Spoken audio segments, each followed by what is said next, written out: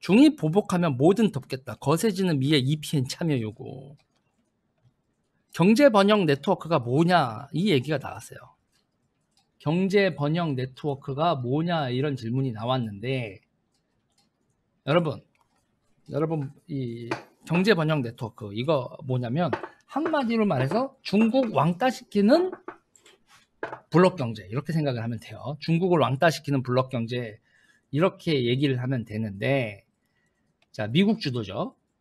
그러면서 미국이 이렇게까지 얘기한다. 중이 보복하면 뭐든 덮겠다. EPN 참여 요구. 여기서 보세요.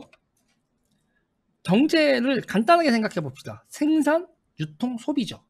생산, 유통, 소비입니다. 그냥 생산, 소비라고 할게요. 생산할 때 여러분 뭐가 필요합니까? 원자재가 필요하죠. 이거를 너무 우리가 당연하게 생각을 하고 있는데 모든 생산을 하려면 여러분 원자재가 필요합니다. 원자재가 필요하면 원자재가는 어디 있습니까? 자원이 있고 그 자원 국가들이 있잖아요. 광산이 있건 뭐 유전이 있건 이래야 되잖아요. 기본적으로 미국은 이 EPN 안에 우리가 생산하고 소비하는 자원, 생산 기술, 생산 설비를 다 연결해서 그 안에서 이 지구상에서 필요한 모든 게 생산되고 소비되는 하나의 네트워크를 만들려고 하는 거예요. 네트워크를. 그러면서 캐나다, 오스트리아 뭐 이런 국가들하고 해서 이 아시아 태평양에서 근데 거기서 그렇게 연결을 하면서 뭐를 제껴놓으려고 하면 중국하고 상대하지 마.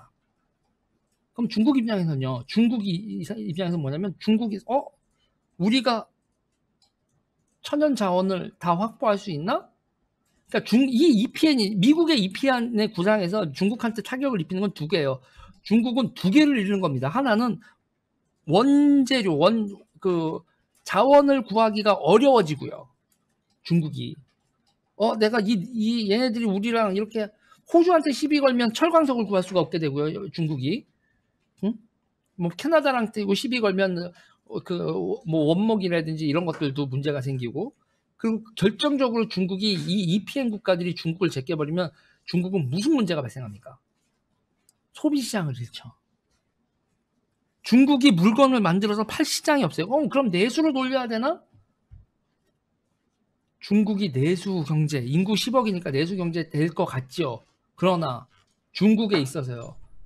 소비 능력을 가지고 있는 소비 능력을 가지고 있는 소비 시장이 경제가 얼마나 됩니까? 중국은 자기네들이 생산한 물건은 소비시킬 소비 시장이 없다고. 원자재와 소비 시장 두 개를 끊어버리면 그리고 저기서 EPN에서 더 잔인한 건 뭐냐면 금융을 끊어버리면 중국이 돈이 남아 돌아도 투자하지 못하게 되고 이런 식이 되면 남아 돌아면 투자하지 못하고 그리고 돈이 모자라게 되면 대출을 받을 수 없고 대출과 투자를 못하게 되면 중국 금융이 어떻게 되냐고. 중국이 원자재 확보, 소비시장 확보 그리고 금융을 끊어버리면 중국 경제가 남아나겠어요?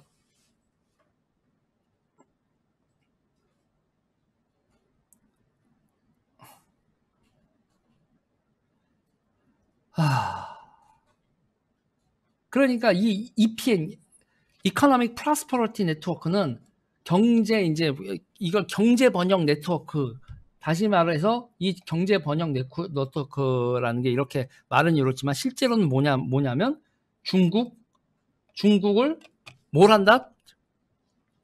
미국이 상대 강대국을 상대하는 정책 그걸 뭐라고 그래요? 컨테인먼트 봉쇄 정책이죠.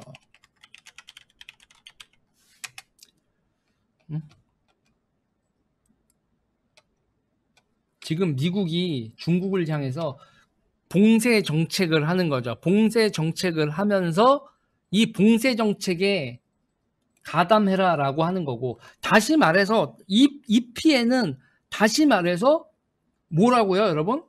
중국을 봉쇄. 또 다른 말로 하면 포위하는 거죠.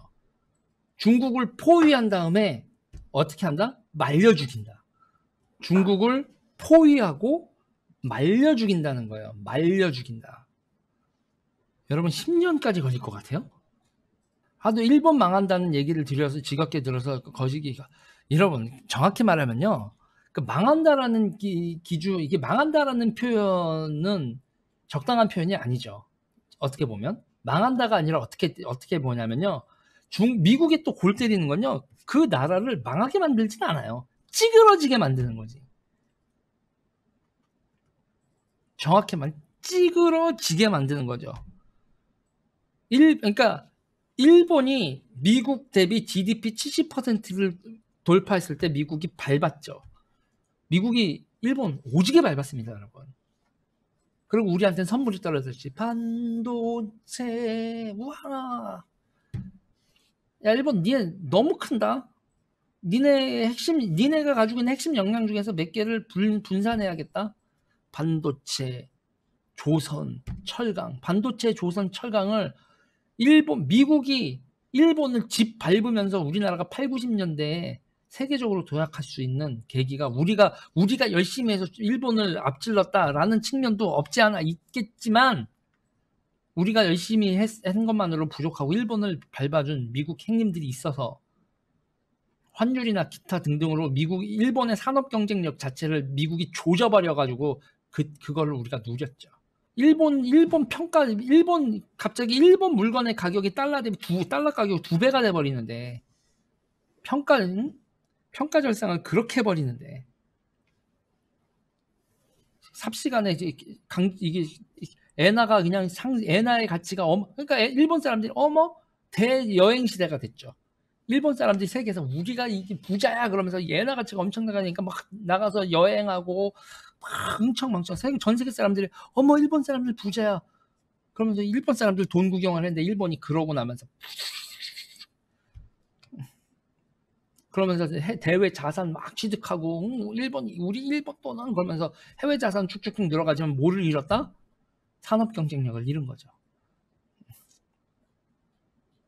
산업 경쟁력을 잃고 그리고 니폰의 그때 또 하나의 실수가 뭐라고요? 너무너무 자신감이 넘쳐서 전부 다 그 산업 구조 조정 과정에서 자기네들이 세계 표준에서 엇나가고 지네 내수 시장으로 갇혀버렸죠. 일본이 여러분 핸드폰 있잖아요. 초기에 핸드폰도 일본이 제일 잘 만들었습니다. 두말할 거 없죠. 그런데 우리가 일본 핸드폰을 구경할 수 없었던 건 정말 황당한 이유입니다. 왜 그러냐면요. NTT 도코모가요. PHS 서비스 종료역이 나오죠. 2008년에. PHS 서비스 종료 나오잖아요. 뭐냐면요. 여러분 기억나시죠? PCS 016, PCS 018 기억나시죠? PCS, CDMA 이런 거 기억나시죠, 여러분? 일본이요. 전 세계가 쓰지도 않는 지들만 쓰는 기술인 PHS라는 거로 그러면서 이게 제일 좋아. 그러면서 데이터 전송이나 기타 등등에서 이게 제일 안정적이고 통합 품질도 이게 인정. 통합 품질 좋고 데이터 이게 끊김없고 안정적인 거 인정. 그런데 그거 니네만 쓰잖아. 모든 거엔요, 여러분. 모든 신제품엔 여러분 기술 표준이라는 게 있는데 일본이 그 기술 표준을 지네 거로 고집을 했다고요.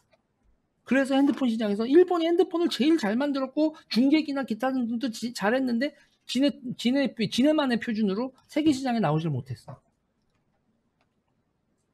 그러다 망한 거지. NTT 도코모가 저때 1980년대 지금의 시가총액 1위인 애플이죠. 시가총액 1위가 애플이잖아요. 1980년대 시가총액 1위가 누구였어요? NTT 도코모였다고. NTT. 일본 전신전화 주식회사라고 하나요? 저기가 NTT가 어떻게 되는 거야? 니폰 텔레그래프 앤드 텔레폰인가? 아무튼 어쩌지 전신전화 회사. 그렇죠? 역시 NTT.